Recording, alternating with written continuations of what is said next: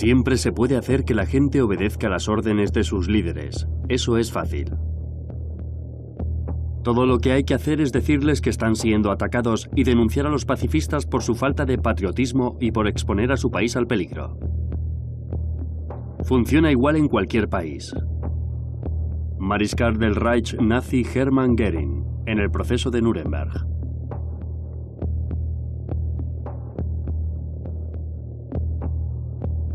Tienen armas de destrucción masiva. De eso va esta guerra. Saddam Hussein posee armas químicas y biológicas. Es un hecho que ahí hay armas. El presidente ya ha dicho que tienen armas químicas y biológicas. Saddam Hussein todavía tiene armas químicas y biológicas y se está aproximando cada vez más a poder desarrollar armas nucleares. Irak tiene una creciente flota de vehículos aéreos, tripulados y no tripulados. Ha conseguido tubos de aluminio reforzados, que son adecuados para la producción de armas nucleares, miles de toneladas de agentes químicos, 500 toneladas de gas sarin, gas mostaza y agente nervioso VX. Él continúa poseyendo y escondiendo algunas de las armas más letales que se hayan inventado nunca. El gobierno británico ha averiguado que Saddam Hussein ha conseguido recientemente cantidades significativas de uranio de África. No hay duda de que Saddam Hussein tiene ahora armas de destrucción masiva. Tienen armas de destrucción masiva. Eso es de lo que va esta guerra. No hay duda de que las está acumulando para utilizarlas contra nuestros amigos, contra nuestros aliados y contra nosotros. Saddam Hussein es un dictador homicida y es un adicto a las armas de destrucción masiva.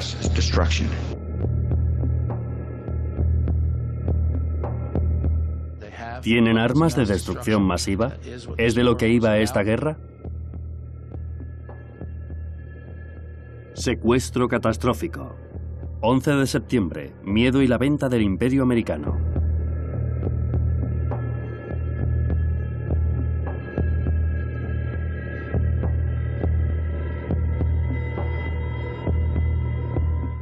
¿Dónde están las armas de destrucción masiva de Saddam Hussein? El exinspector jefe de armas David Kay dijo: todos estábamos equivocados respecto a las armas de destrucción masiva de Saddam Hussein. Ahora el mundo sabe que hubo un masivo fracaso de los servicios de información respecto a la guerra en Irak. El fracaso para encontrar las supuestas armas de destrucción masiva de Saddam Hussein ha levantado serias dudas acerca de la legitimidad y legalidad de la guerra en Irak. Pero a medida que aumentan las bajas, tanto americanas como iraquíes, y a medida que el conflicto se vuelve cada día más caótico y mortal, el debate dentro de Estados Unidos continúa concentrándose estrechamente en si las agencias de información estadounidenses proporcionaron una información suficientemente precisa para justificar que se fuera a la guerra. En el proceso, una importante pregunta no ha sido ignorada. Si el motivo de la guerra no eran las armas de destrucción masiva, entonces, ¿cuál es el motivo real? Continúo haciéndome la pregunta de si este incidente tuvo algún propósito. Intentar responder a esta pregunta nos obliga a considerar una historia diferente. Es una historia que comienza cuando acaba la Guerra Fría. Una historia sobre un grupo de personas que se definían a sí mismas como conservadores radicales a la extrema derecha del Partido Republicano. Un grupo de intelectuales y políticos que vieron la caída de la Unión Soviética y del comunismo no como una oportunidad para reducir el tamaño de la maquinaria de guerra estadounidense para la Guerra Fría, sino como una oportunidad para aumentar su tamaño y su escala, con el fin de utilizar la fuerza militar más agresiva y unilateralmente para construir un nuevo imperio americano sin rivales. Este tipo de ideología que ha crecido después de la Guerra Fría fue propuesta abiertamente por los que llamamos neoconservadores en Estados Unidos. Ellos identifican a Estados Unidos con un coloso que domina el mundo, una nueva Roma, más allá del bien y del mal. Ya no necesitamos amigos y no necesitamos las leyes internacionales. Como decía la vieja frase romana, no importa si nos aman o no, mientras que nos teman. Anteproyecto para el imperio. Repita después de mí. Yo, George Walker Bush, juro solemnemente. Cuando George W. Bush se hizo cargo de la presidencia en el año 2000, trajo con él algunas de las voces más conservadoras en política exterior del Partido Republicano. Los más importantes entre ellos eran el vicepresidente Dick Cheney, el secretario de Defensa Donald Rumsfeld y el subsecretario de Defensa Paul Wolfowitz. Todos ellos habían servido juntos previamente en los gobiernos de Ronald Reagan y de George H.W. Bush. Paul Wolfowitz, en particular, había sido desde hacía tiempo reconocido como la fuerza intelectual detrás de una facción radical neoconservadora del Partido Republicano.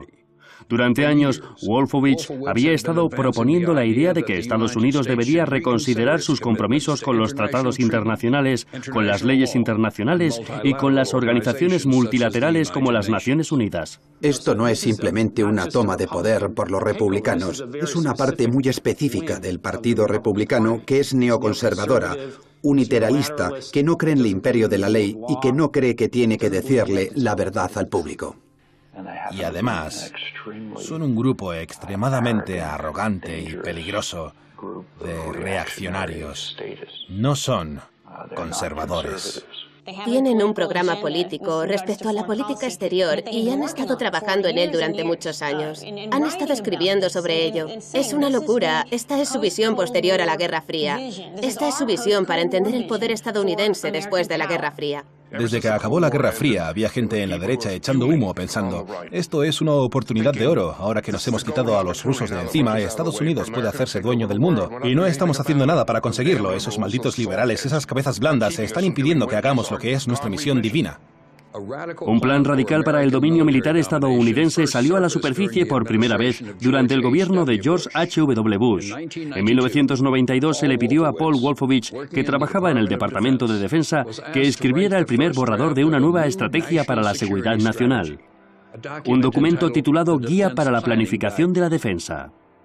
Los elementos más polémicos de lo que después se conoció como la doctrina Wolfowitz eran que Estados Unidos debería incrementar dramáticamente su gasto en defensa, que debería estar dispuesto a emprender acciones militares preventivas y que debería estar preparado para utilizar unilateralmente la fuerza militar con o sin aliados.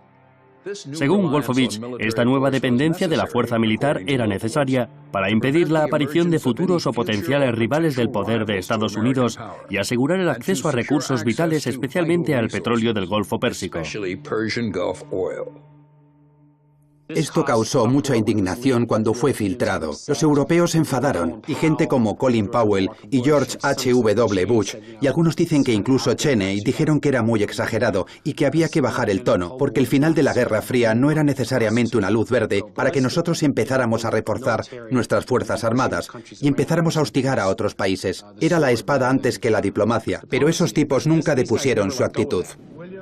Con la llegada de Clinton a la presidencia, Wolfowitz y sus colegas quedaron fuera del poder y se afiliaron a varios laboratorios de ideas, think tanks conservadores. En el año 2000 hicieron una propuesta más para una estrategia para la seguridad nacional. Esta fue publicada por un laboratorio de ideas, think tank de derechas, que se autodenominaba Proyecto para el Nuevo Siglo Estadounidense. En su núcleo, el documento resucitaba la doctrina Wolfowitz. Pedía que Estados Unidos incrementara el presupuesto militar a $100.000 millones. Negaba a otras naciones el uso del espacio exterior y adoptaba una política exterior más agresiva y unilateral que permitiría a Estados Unidos actuar ofensivamente y de manera preventiva en el mundo. La eliminación de estados como Irak figuraba prominentemente en esta gran visión. Estaban haciendo una política contraria a la que habían hecho todos los anteriores presidentes de Estados Unidos, desde Nixon hasta Clinton e incluso George Bush en su primer año. Querían cambiar eso. Pero incluso estos conservadores extremos sabían que la doctrina Wolfowitz era demasiado radical para ganar el apoyo de los responsables de la política exterior, de su propio partido republicano y del pueblo de Estados Unidos. En su documento definitorio, escrito en septiembre del año 2000, un año antes del 11 de septiembre, reconocieron que el proceso de transformación, incluso si trajera con él un cambio revolucionario, probablemente sería largo, en ausencia de algún suceso catastrófico como un nuevo Pearl Harbor, en sus propias palabras heladoras. Un año después, ese suceso ocurriría.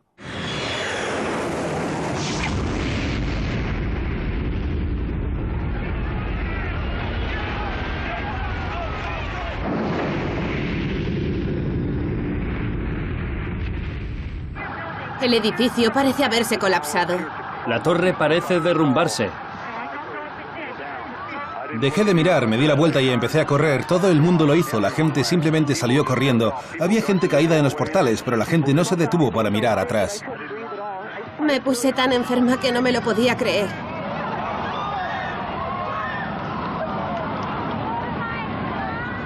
Hay una gigantesca nube de humo.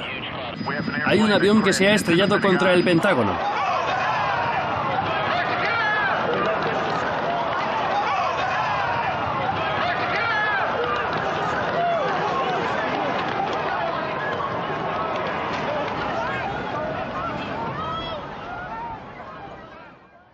Después del 11 de septiembre tuvimos una experiencia muy clara de lo que significa el terrorismo y la gente debía sentir miedo. La pregunta es, ¿qué políticos nos harán sentir más seguros? Así que el miedo es legítimo, pero está manipulado, y el núcleo de la política de Bush es manipular ese miedo. No habrá vuelta atrás a una era anterior al 11 de septiembre de 2001, a una falsa comodidad en un mundo peligroso. Yo he nacido en Nueva York y he vivido aquí toda mi vida, así que para mí personalmente fue una experiencia muy fuerte. Lo que recuerdo es que mi primera reacción fue de miedo, de furia, de ira y de venganza. Creo que todos, porque somos humanos, tuvimos esa reacción. La cuestión para todos nosotros es qué recordamos y qué es lo que hacemos con nuestras memorias. ¿Cuál es la lección que extraemos? ¿Qué es lo que nos dice esto? ¿Qué es lo que nos enseña? Para el presidente nos enseña la lección de que existe un absceso del mal. Estados como ese y sus aliados terroristas constituyen un absceso del mal. Le enseña la lección de que Estados Unidos tiene enemigos secretos y peligrosos que hay que eliminar. Nuestro enemigo es una red criminal de terroristas y cualquier gobierno que los apoye. Le enseña la lección de que no podemos ser débiles, sacando músculo en todas las ocasiones. Lucharemos con toda la fuerza y el poder de los militares estadounidenses. Ese es un tipo de lección. Él crea una política del miedo. Tenemos todas las razones para asumir lo peor. Temor al secuestro. Si citamos, por ejemplo, a Franklin Delano Roosevelt cuando dijo, de lo único que tenemos que tener miedo es del propio miedo, una especie de contrapunto tácito por parte del gobierno de Bush después del 11 de septiembre sería, de lo único que tenemos que tener miedo es de no tener suficiente miedo. Todavía tenemos un mundo peligroso. Y creo que eso es muy importante. Creo que la gente comprende de dónde vengo y saben que este es un mundo peligroso. Hemos discutido la necesidad de estar preparados para un rango completo de amenazas asimétricas. Estas incluyen el terrorismo, ataques cibernéticos, armas convencionales avanzadas, misiles balísticos y de crucero, y ciertamente armas de destrucción masiva. Esta es una banda que necesita que la gente esté asustada. Es una banda que no puede tener ningún tipo de éxito político en un clima de tranquilidad y paz mental. Tom Rich está convencido de que los terroristas intentarán atacar a Estados Unidos. La política del miedo que este gobierno ha desarrollado al tratar de responder al terrorismo se ha convertido por sí misma en más peligrosa que el propio terrorismo. Este gobierno ha sido responsable de incitar al mismo terror y ese era el propósito de los terroristas. Estamos en el código Naranja Plus, la decisión de subir el nivel de alerta a alto. Estados Unidos en nivel de alerta alto, desde las ciudades más grandes hasta los pueblos más pequeños. Rojo, amarillo, naranja, tenemos miedo. Tened miedo. ¿Qué nivel de miedo? El gobierno puede programar eso sin ninguna justificación. Nuestros servicios de información dicen que los terroristas van a atacar. ¿Quién? No lo sabemos. ¿Dónde? No lo sabemos. ¿Contra qué? No lo sabemos. Pero nos lo decís para que tengamos miedo. Un hombre en Connecticut ha envuelto con plásticos la granja de su familia del siglo XIX, cerrándola con cinta aislante.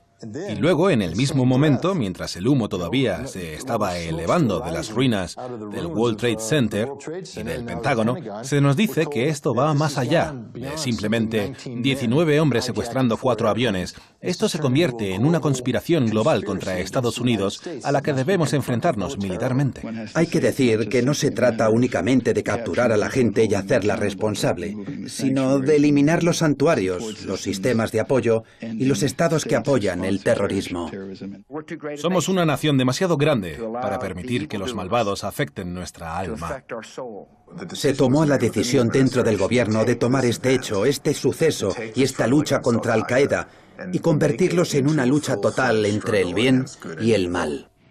O estáis con nosotros o estáis con los terroristas.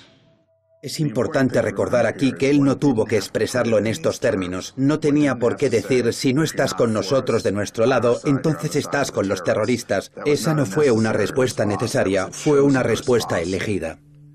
Un año después del 11 de septiembre, en un clima cargado de miedo, ansiedad y una persistente indignación por los ataques contra el World Trade Center, George W. Bush viajó a West Point para enunciar los elementos básicos de su nueva y propia estrategia nacional para la seguridad. Invocando el recuerdo de los ataques del 11 de septiembre, hizo de la doctrina Wolfowitz la doctrina oficial de Estados Unidos. De paso, preparaba el escenario para la invasión estadounidense de Irak. Debemos llevar la batalla al enemigo, alterar sus planes y enfrentarnos a las peores amenazas antes de que aparezcan. Fue un anuncio descarado de que Estados Unidos ahora rechazaba oficialmente el artículo 51 del Estatuto de las Naciones Unidas, una piedra angular del derecho internacional que entró en vigor después de la Segunda Guerra Mundial y utilizado para condenar a los nazis de crímenes de guerra en el proceso de Nuremberg. Una ley diseñada explícitamente con el fin de impedir que las naciones utilicen la fuerza militar para imponer su propio sentido de superioridad nacional y moral y para impedir las llamadas guerras de agresión preventivas que destrozaron el mundo durante la primera mitad del siglo XX. Nuestra seguridad necesita que todos los estadounidenses miren al futuro y sean decididos para estar listos para acciones preventivas.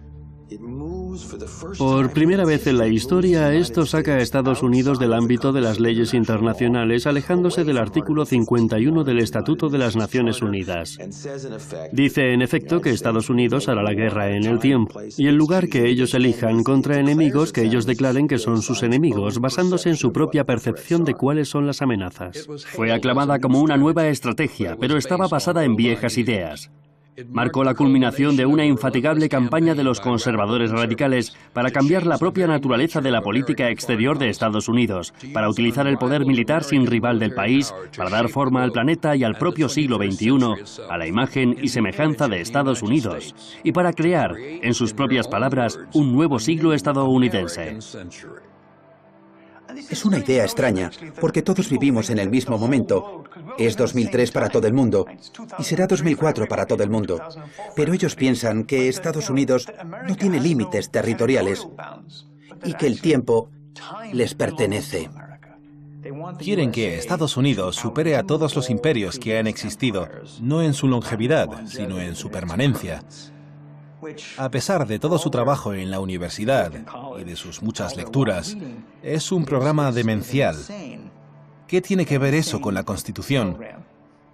¿Qué tiene que ver eso con la democracia? ¿Qué tiene que ver eso con la búsqueda de la felicidad? Nada. Se trata de poder, se trata de dominio, se trata de controlar los recursos naturales que se agotan. Fin de la primera parte.